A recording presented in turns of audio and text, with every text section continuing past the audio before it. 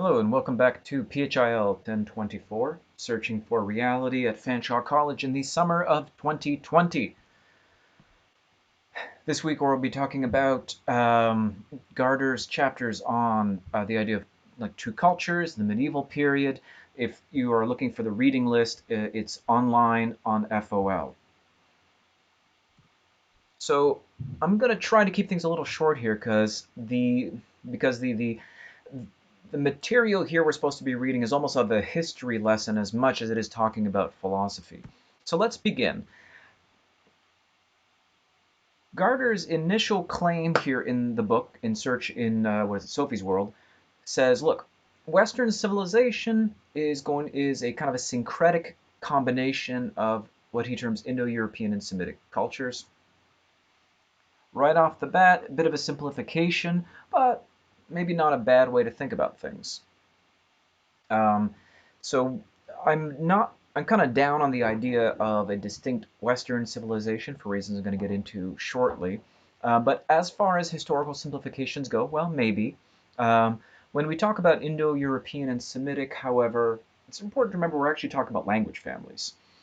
Indo-European languages typically refers to a family of languages with kind of a common root, sometimes called PIE in the literature, Proto-Indo-European. So it's kind of the root language which all these other languages came out of, because languages evolve almost like species. So from PIE, modern linguists identify about 10 subfamilies of languages: Germanic languages, Hellenic languages, Indo-Iranic, Celtic, and so on. So here's the present-day distribution of Indo-European languages in Eurasia. You notice, if you zoom in here, you notice some blank spots.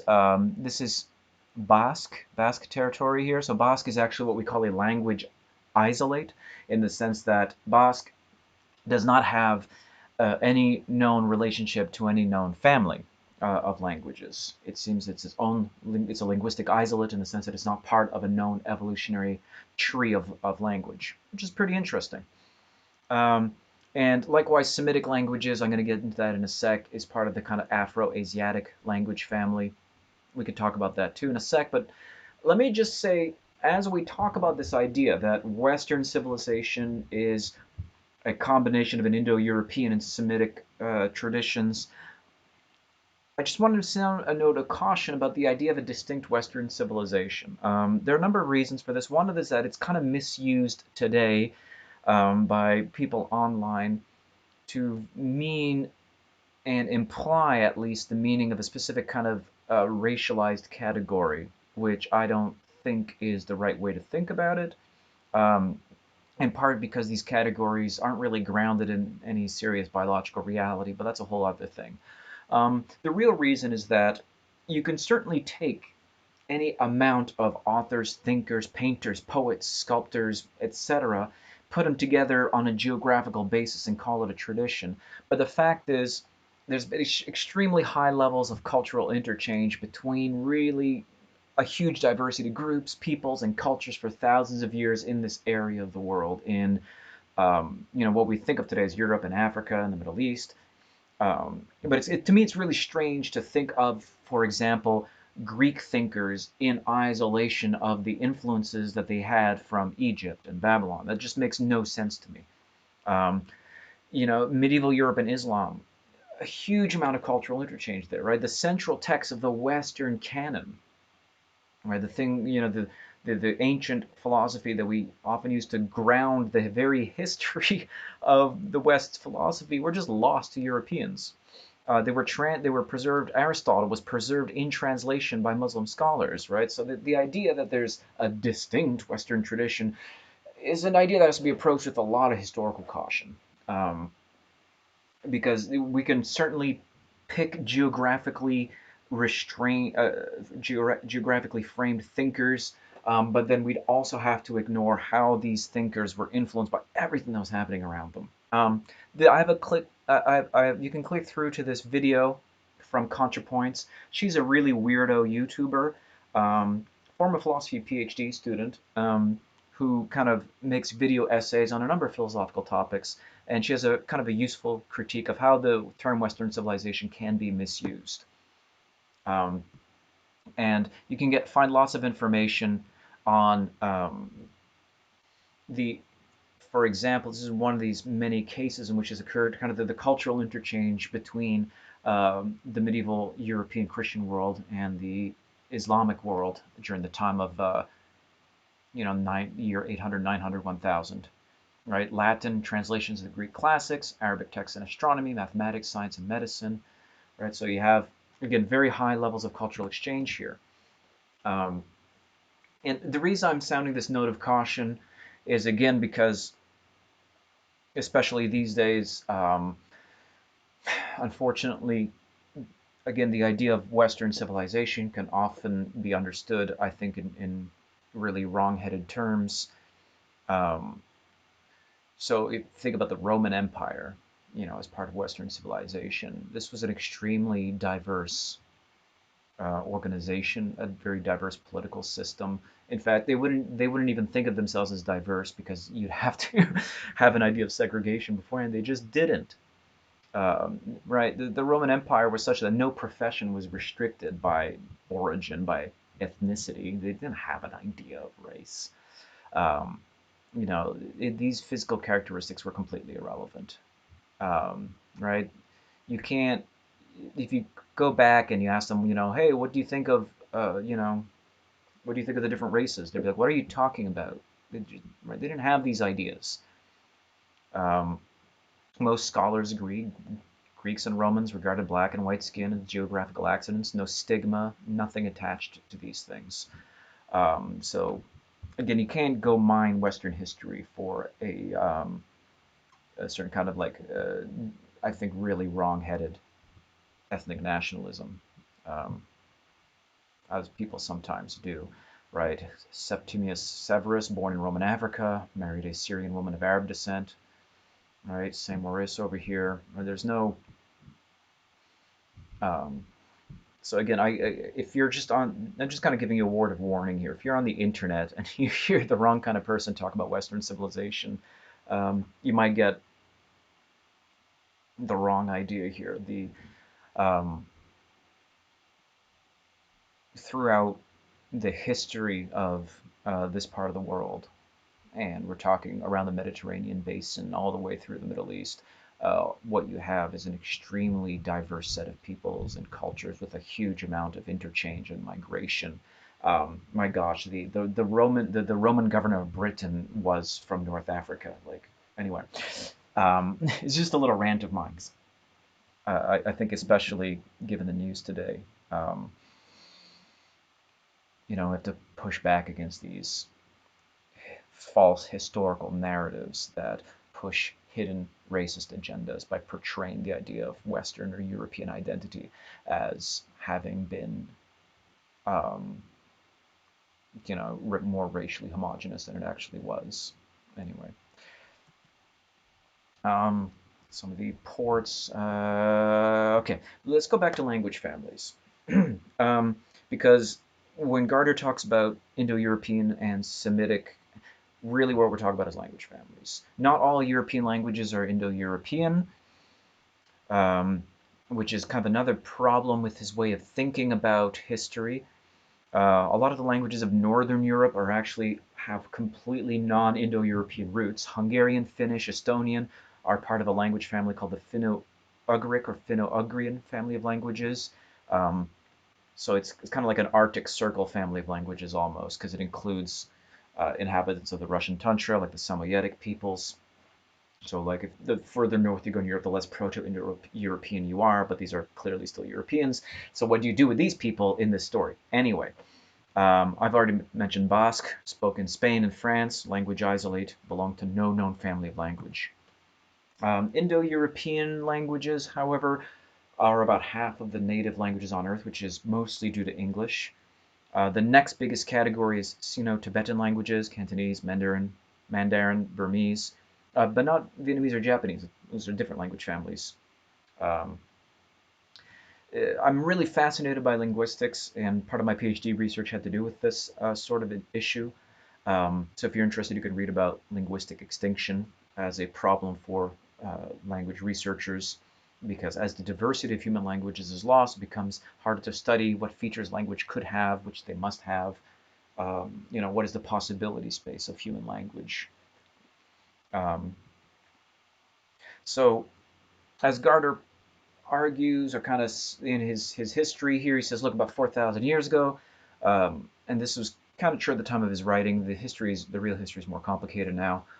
Um, there were Indo-Europeans who lived on areas bordering the Black Sea, and as they wandered, they brought their languages with them, creating, right, this huge language family. And what Gardner is arguing is that the spread of Indo-European languages spread ideas that were kind of part of Indo-European cultural practices and assumptions. Um, but we should really be careful here because, of course, just because you speak an Indo-European language doesn't mean you understand someone who speaks another one, right? So just because, I mean, English, so let me find a better example. French and Italian are both Indo-European languages with very strong Latin influence, but just because I speak French doesn't mean I understand Italian. We're talking about things being related at a very general level, which makes for useful simplifications, but at the same time has to be handled with caution because the more general you are, the more abstract you get, the easier it is to find these accidental similarities. Um, so, of the concepts brought by Indo-European speakers, Gardner says, look, what we have is a basic idea of polytheism. Um, We have speculative historical explanations, focus on sight as a metaphor for knowledge, and a cyclical view of the universe. These are kind of Indo-European concepts. Um, this can be contrasted with the contribution of the kind of Semitic language families and the contribution of the Semitic peoples to our history of ideas. We're talking about languages that are often grouped within a larger Afro-Asiatic family of languages, number 4 worldwide. We're talking about Northern Africa, the Middle East.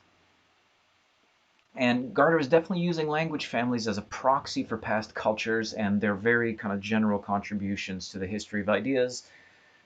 It's a procedure I'm not entirely comfortable with. But again, as you're reading it, I don't want you to dismiss what he's saying, but just we have to approach it as a simplification of really complex historical processes. Um, so, I mean, there is something to it, however, because of course the three dominant monotheistic religions, Western religions, Christianity, Judaism, and Islam, share this kind of common origin, right? We sometimes call them the Abrahamic religions. This term comes from the fact that all three religions recognize Abraham as an important prophet. For example, in Judaism, the tribe of Israelites is held to be descendants of Isaac. In Islam, the Prophet Muhammad is held to be descendant of Ishmael, Abraham's son with Hagar. Um, Christianity, however, complicates the picture a little bit because um, while both the Quran and Torah were written in Semitic languages, the Gospels, which form the basis of Christianity, were written in Indo-European languages, initially in Greek, in a specific dialect of Greek. So here you get this kind of interesting syncretism, which is just a fancy word for combination. Um, the Gospels, Gardner says, are going to be Christianity is going to be slightly distinct in as much as it's going to be more of a product of an Indo-European and Semitic mix. Okay. Again, there's some truth to this, right? If you're interested in biblical textual criticism, the mainstream academic view of the history of the writing of these works is that the Gospels were probably written sometime in the mid-1st century AD. What that means is that we're looking at 50, 60 AD, which, 20 to 30 years after the historical death of Jesus. It was largely based on an oral tradition amongst his followers. These sources are the initial sources. Again, I'm just reporting to you. I'm sorry if I'm saying anything controversial about the Bible. I'm just reporting to you on what mainstream academics say about the history of these texts. One of these texts is lost. It's sometimes dubbed the Q document. But if you do a statistical analysis of Matthew and Luke, for example, there's a lot of overlapping material, and the thought is that Matthew and Luke likely originated from the Q source, but the Gospel of Mark drew from a different source that has slightly different versions of what happens here, of what happened in the story of Jesus in the Gospels. Um, but the point is, here what we have is like a definite kind of Indo-European Greekish influence here. It's not purely a product of the Middle East anymore, is what Gardner seems to be arguing. Um, right? Uh, as Gardner notes, Alexandria had more Jewish people in it at the time than Jerusalem. Um, so you have, right, very much this kind of Indo-European influence coming into Christianity in its early development. Um, so whereas the Indo-Europeans tended to be more polytheistic, Gardner is going to say monotheism, the belief in one God, is going to be more characteristic of the Semitic peoples. Again, he's simplifying things to kind of create the idea of a contrast and the idea of two cultures coming together, forming a new culture. Um, the early Abrahamic religions didn't exactly deny other gods existed. If I mean, you got to read. There's a lot of different views on this, but I think to me one um, plausible view is that early Abrahamic religions held that the one true God was jealous, other deities should not be worshipped. Um, and it was only kind of later that the other gods were downgraded to evil spirits, incorporated into mythology, right? And eventually, because it's a dangerous business starting to deny other gods exist, because why not yours? So maybe monotheism really emerges around 600 BC, really, as like a specific tenet. There's a great book. Where is it? So I realize it's a bit of a pop history book, however, but if you're interested in the timeline here, A History of God by Karen Armstrong isn't that bad. Again, it's a popular work. You can definitely find academic criticisms of some of the claims, but if you're interested in the kind of the timeline here, uh, Armstrong gets into it. All right. Um, so Gardner, yeah, says, look, the Indo-Europeans had a cyclical view of history, going back to the kind of Greco-Roman thought and philosophers, right, who thought that the universe had either always existed or once it ends will start existing again, whereas the Abrahamic religions and Semitic cultures generally had more of a linear view of history, right? There's a beginning, there's an end. Um, Whereas, for example, a lot of early Greek philosophers certainly did not believe the universe had a beginning, on the grounds that nothing could come from nothing, right? Something can't come from nothing, so it must have always existed on pain of logical contradiction.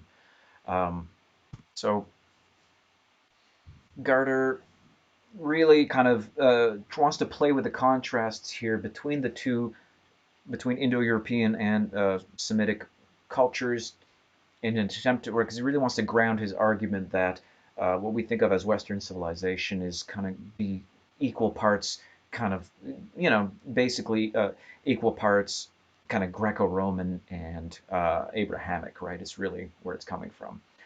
Again, which isn't exactly wrong. Gardner discusses the biblical account of Genesis. You can read these slides if you're interested in this part. I need to get to the actual philosophers. Um, uh, which are who? St. Augustine, Anselm, Aquinas, and Hildegard, I think, is who I want to talk about. So very briefly, because I feel like I've done enough throat clearing already. Oh, we got 32 minutes. Um, so St. Augustine wrote The City of God and the Confessions, 354 to 430. Very important early theologian, early church father. Um, Born and served as a bishop in the Roman African province of Numidia, which is in present-day Algeria. He was kind of a Neoplatonist in the sense that he was influenced by the ideas of Plato, um, and where Platonic ideas or forms are eternal, but now where are they located? There's not a realm of forms. They're kind of located in the mind of God. Um,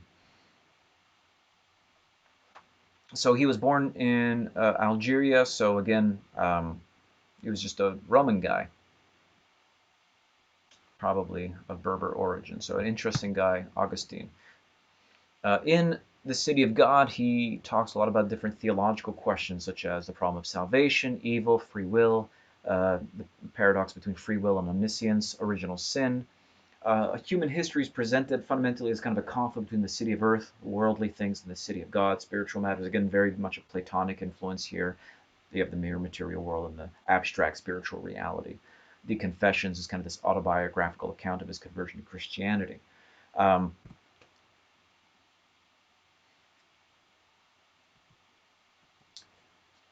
so if St. Augustine was active in around the 3rd century AD, and then we kind of go into the Dark Ages and the medieval period, Dark Ages. Um, so the final decline of the Roman Empire, really 370 AD. We have Germanic tribes to the north. Romans lost the Battle of Adrianople to the Goths. Um, Rome was sacked in 410. The Byzantine Empire, the Eastern Roman Empire, maintained relative political stability. The Western Empire just totally collapsed. So when we talk about the Middle Ages, we're talking about a very long period in the old Western Roman Empire of kind of fragmentation from like 500 to 1200 AD, roughly. Um, so we have the Eastern Roman Empire, Persian Empire, Western Roman Empire. And that's kind of what things looked like in 450 AD or so. Things were happening, of course, in this kind of period where a lot of Western philosophy and history textbooks are just going to hit fast forward and just like ignore what's happening in the period like 500 to 1000, like 500 years. It's like, nothing really much was happening. But this is not true. Things were happening in the world. Um, the Byzantine Empire and the caliphates of the Islamic world had golden ages during this time. Um, the ruling Song dynasty in China had a strong centralized government. You have paper currency, civil service examinations, forensic science, criminal law. So you have a lot happening in the world at this time. Of course, in the Americas and in Central America, of course, you also have the development of the great Mayan empires at the time too. So but of course, if you have this kind of weird Eurocentric view where only things happening in Europe matter, then it's going to seem like, well, nothing much was happening in the Middle Ages. I mean, come on. um, Nevertheless, if we're going to restrict ourselves to philosophers working in Europe, we have to kind of move around to the year 1000 or so. What's going on? We have new translations of lost works. During the First Crusade, we have works of Aristotle kind of coming back to light. Ibn Rushd was a translator and commentator on Aristotle. He grew up in what is now Spain. His name is often Latinized as Averroes, so a lot of people who end up studying medieval thought don't realize they're studying, amongst others, Islamic scholars. But Averroes, Avicenna, all had a tremendous influence on medieval Western thought through their commentary on thinkers like Aristotle. You can kind of look at this Wikipedia link here. It's pretty fascinating.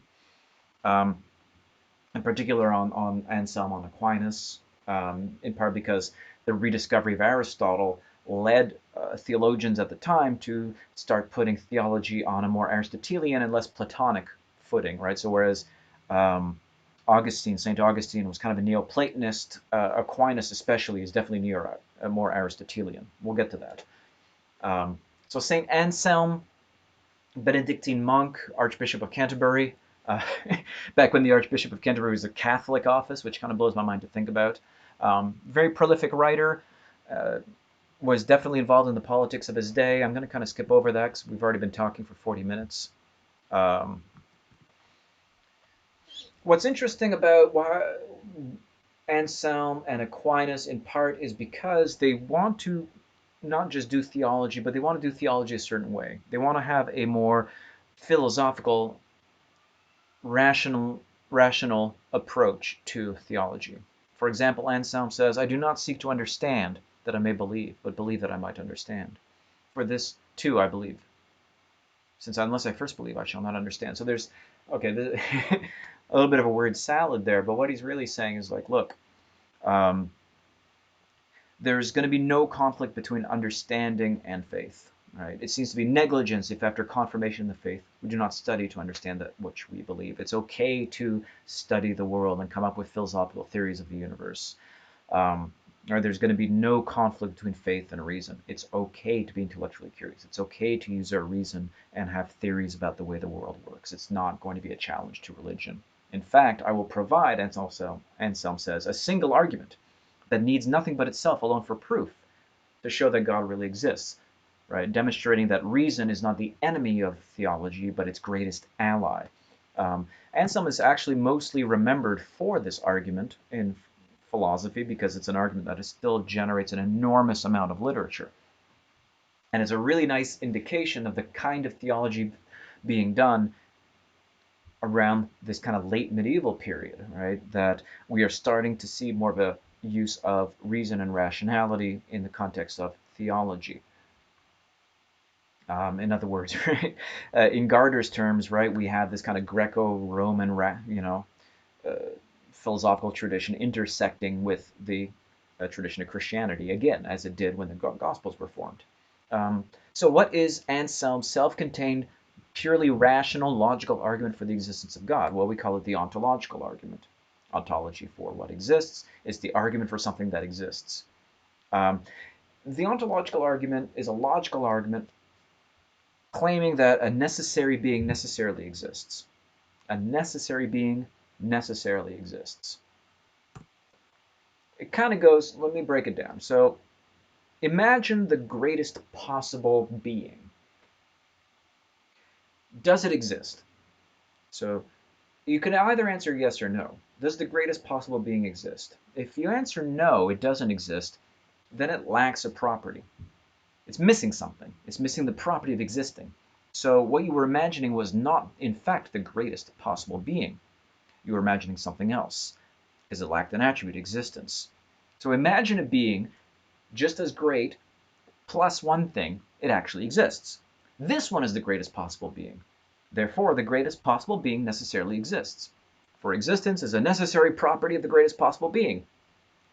The greatest possible being has to be God, because the greatest possible being has all the perfections. It's perfectly right, it's perfectly good, it knows everything, it's all powerful, right? Omniscient, omnibenevolent, omnipotent. So the greatest possible being necessarily exists. Again, think of, it's just like a little tree diagram, right? Think of the greatest possible being. Does it exist? No, then it's not the greatest possible being. It lacks something. If you answer yes, it exists, that's the greatest possible being. But existence implies it exists, so it has to exist. So the ontological argument, Anselm says, follows from logic alone. You don't need to do any observation. You don't need to think about causation. You don't need to observe the universe. You don't need to think that, something can come from nothing. You just need to go logic. The greatest possible being has to exist.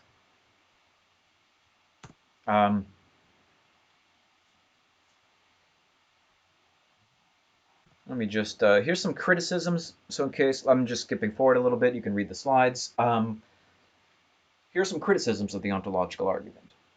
So the ontological argument, remember, makes like a decision tree. Does the greatest possible being exist? No. Well, then that's not the greatest possible one. Yes, then it does exist, right? So it has to exist. Objections, the greatest possible ice cream cone. I think in the literature it's the greatest possible island, but ice cream is funner to think about. So imagine the greatest possible ice cream cone. If it doesn't exist, it's not the greatest possible one. So it has to exist, and it's an amazing ice cream cone. Really, really good ice cream. The response to this criticism would generally be like, look, the greatest possible ice cream cone has to be God, right? Because we're talking about an ice cream cone that also has all the perfections, which is omnibenevolent, omnipotent, omniscient, right? So you can't. So there's one greatest possible thing, and it has to be God. To me, the next two arguments are the ones that kind of land. I think they do a pretty good job. Um, so Kant argues much later, Immanuel Kant, like 18th century, 19th century, argues that existence is not a property. So the problem with the ontological argument is fundamentally that it assumes that to exist is a property that things have or don't have. But it's kind of nonsense to say that a thing lacks the property of existing, right? Just think about that for a sec, right? You know, imagine in my office right now, there are things that happen to lack the property of existing. That's really weird, right? It's not like there's infinitely many things that just lack the property of actually existing. So it's not existence is not a property, the way being blue is a property. It's not like a box you can tick and that you exist or not, and that's the problem with the ontological argument. Um, Aquinas actually argued against the ontological argument, said, look, you're mortal, imperfect human beings cannot conceive of the greatest possible being. So, because your argument asks you to think through the logic of perfection, that can't work because a human being can't actually conceive of the greatest possible being. So, if you can't do the logic in your mind, you can't come to the correct conclusion. You can't actually conceive of a perfect being. Now, speaking of Aquinas, um, early medieval theologian, Aquinas, really probably the most influential, at least in the context of the Catholic Church, which is why so many high schools are named after him. The kind of classical arguments for theism that are not the ontological argument are really due to Aquinas. Also argues that there's no conflict between reason and scripture, which is really key. One of the kind of key things to remember about Aristotle is that about Aquinas, that he's drawing more from Aristotle than Plato. He argued that Aristotle's view of the soul is compatible with Christianity, um, for example. And mostly it was all in the service of showing that Christian doctrine can be shown true by unaided reason alone, right? You don't need just revelation. Um, so it's really kind of interesting in the Summa Contra Gentiles, right, against non-believers. Um, he argues, and this is a radical thing to do in the 12th century. He will argue that Christianity is true as if to someone who's an unbeliever, right? Because which is again, it's radical to do because in the sense that you're going to move beyond an argument that says the Bible is true just because I say it is, or because I was revealed to me, or because it says it's true, and say it's going to argue for its truth as if there's somebody who rejected all of this stuff, who rejected the authority of people who could tell you what to believe, that wouldn't accept that Scripture is revelation, and that we could just use our reason alone to understand theology. That's really important change. Um, I've been using this term revelation. Just really quickly, what I mean by that, reason versus revelation. A revelation is kind of an experience you have that is not necessarily rational, but it's when you are communicated a truth directly through divinity, in a burning bush, as it were. Um, so if we say the contents of the Gospels are a revealed truth, it's something that's not demonstrated by reason. Um, it's something revealed to us in faith. So what Aquinas is going to say is that reason demonstrates the basic tenets of the Christian faith. Not everything can be demonstrated by reason alone. Some things rely on faith, right? We can prove God's existence through reason in the sense that it's irrational to deny God exists. The specific doctrine of the Trinity is revealed for Aquinas. So reason has its limits, but reason has its place, which was important. Nothing in reason could contradict faith. Nothing revealed in faith could contradict reason. So there's a harmony between reason and faith. As I've said, Aquinas rejects the ontological argument, but he endorses arguments from Aristotle, which is really interesting. The argument of the unmoved mover, which says you have to have a beginning of a causal chain, roughly, otherwise you'll have an infinite regress problem. Or whatever is moved by something. But the chain must terminate in at least one thing which is a mover of things but does not itself move, which is God. The unmoved mover and the first cause argument is not exactly the same, but it's pretty similar. Likewise, everything is caused by something. But if everything is caused by something, you have to start somewhere, and the only thing capable of being the start of the causative chain has to be God. It has to be something outside of time, outside of space, outside of the regular causal chain of being. There's some criticisms of the unmoved mover. I'm not going to talk about them. You can look at them. Um, and beyond that, Aquinas will say that reason can tell us about what the attributes of God beyond the fact that he's just an unmoved mover or the first cause, right? For example, if he does not move, he is eternal, right? He has no body, so there's no parts, no. Um, in God, Aquinas says essence and existence are the same. His essence is to exist, um, right? God, how do we know God is omniscient? Well, he's all-knowing because the things he understands have no being separate from him, right? So reason will tell us that God is all good, all powerful, and all knowing. He's not just a first cause. Aquinas also responds to the very old problem of evil by arguing basically that, um, in a sense, evil doesn't exist. Evil is not a separate thing, it is just the subjective absence of good. Now, of course, the problem of evil is, why does evil exist when God could prevent it? But evil only exists in relation to good. So a perfect universe without any evil is not possible. Right? God could not create a universe without evil any more than he could make a two-sided triangle. It's a contradiction in terms. So God did not create a universe with evil in it. God created a universe with good in it. And then if there's less good, we perceive that as evil. To me, that just means we have a different problem. We don't have the problem of evil. We have the problem of, why are things less good than they could be? Moving on. Anyway, a lot has been written on the problem of evil. Um, the Wikipedia pages here, you can have a look. Argument from ends. Let me just kind of close on my last two slides here. Aquinas kind of gave a version in his he gave 5 arguments for the existence of God. Another really interesting one is the teleological argument, the argument from design, also straight from Aristotle. Um, this is kind of a different one because the teleological argument is in part based on observation of the world. So what Aquinas is going to say is that the argument from design proves there must be a God, because if you look at the universe, it looks as if things were arranged purposefully, because we have complex mechanisms that work together to bring about all kinds of complex ends. Right? It rains, thus plants are able to grow and there's sun. The fruit of the plants is eaten by the animals, right? So it seems to all work together. Likewise, if I think about the human body, I have muscles that control my fingers. How could this have come to be? As William Paley later put it, right? If you find something complex like a watch on the beach with many moving parts that work together to bring about some complex purpose, you're going to assume there's a watchmaker, right? You're not going to pick up a watch on the beach and think like, what weird natural wave process brought about a watch?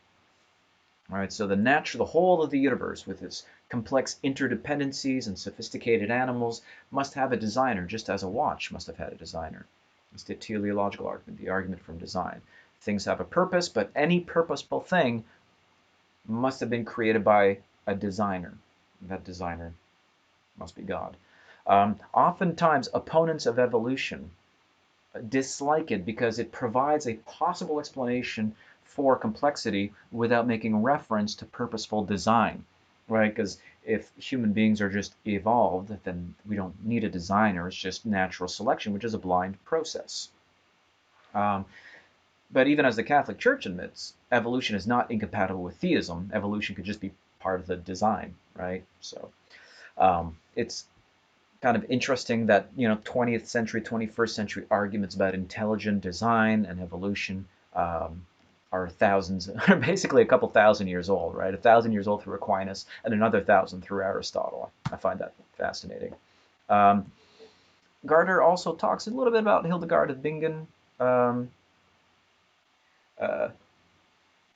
and Garda talks about her. I don't really have a lot of material here because she's just kind of mentioned in passing. But if you're interested, there's a link here um, because she embodies kind of a forgotten theological concept, understanding one of the aspects of the Trinity as kind of female, because of course, monotheism, Abrahamic monotheism, very kind of male-centric. So Hildegard of Bingen, very interesting thinker.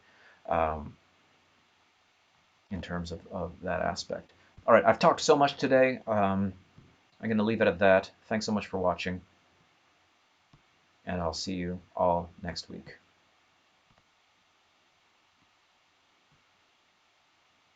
God, that sucked.